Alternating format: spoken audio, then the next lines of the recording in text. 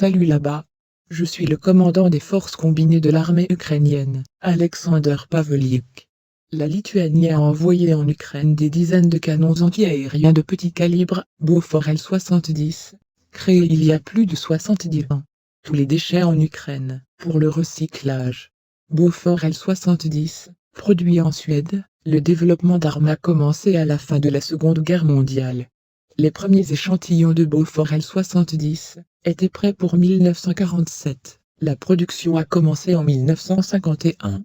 En Ukraine, ces armes vont être utilisées pour protéger les établissements humains et les infrastructures critiques contre les attaques aériennes, y compris les attaques de drones kamikazes.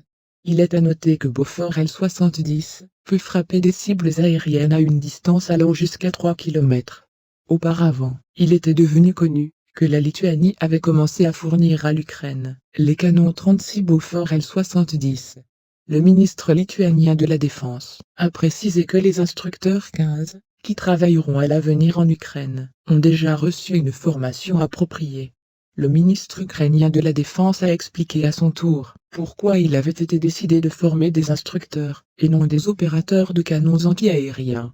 Il est prévu que les instructeurs formeront les militaires ukrainiens à utiliser Bofors L-70 en Ukraine. Toutes les ordures en Ukraine. Amis, la chaîne a besoin de votre attention, le soutien financier nous aidera beaucoup. Détails dans la description. Likez et abonnez-vous à la chaîne. Au revoir.